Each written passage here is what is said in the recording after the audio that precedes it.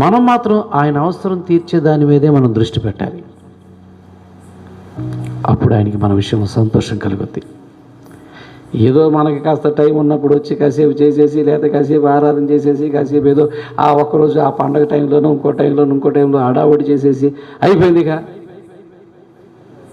అది కాదు. అలా కాదు. నీ విషయంలో దేవునికి ఏదో ఒక పని ఉంది, అది గుర్తించు. అది ఎప్పుడు చేస్తూ ఉండు. ఒకవేళ ఒకటి నువ్వు పూర్తవం కానీ నువ్వు చేయడం ఆయనకి నచ్చింది అనుకోండి, మీరు గుర్తుపెట్టుకోండి, మీరు చేసిన పని ఆయనకి నచ్చింది అనుకోండి, మళ్ళీ మీకు ఇంకో పని ఇస్తాడు. తన అవసరం ఏంటో ఇంకోటి ఇస్తాడు.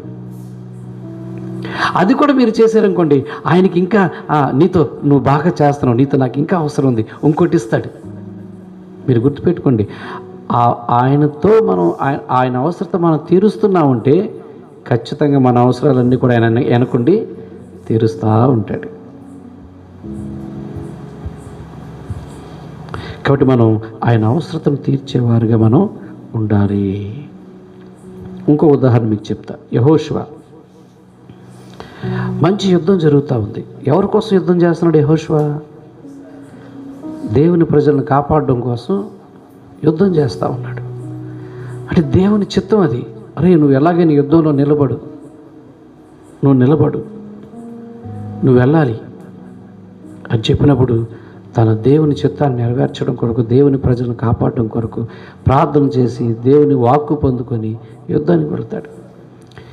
ఎప్పుడైతే దేవుని చిత్తాన్ని జరిగించడానికి మనం రిస్క్లో పడతామో, రిస్క్ తీసుకుంటా కూడా ఇష్టపడతామో, అది కష్టమైందని తెలిసి కూడా మనం ఇష్టపడతాము, అది బాధాకరమైంది లేకపోతే మోయలేంది అనిపించి కూడా మనం ఒక్కసారి దేవుడు ఆయన పని కొరకు మనం వెళతాము. మీరు నమ్మరు, ప్రకృతి కూడా మనకు సహకరిస్తుంది.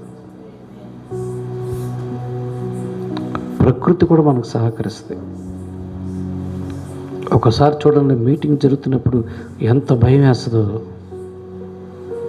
ప్రభా, నీ మహిమ కొరకు జరిగిస్తున్నావు నాయన, మా మెప్పు కోసం కాదు, మా దగ్గర డబ్బులు ఉండి కాదు, మేము జనాలందరికీ ఏదో పెట్టి ఏదో చేసి వాళ్ళ సంతోషం పొందాలని కాదు, నీ మహిమ కొరకయ్యా అని మనం అడుగుతున్నప్పుడు కొన్నిసార్లు చూసారా ఆగిపోతుంది.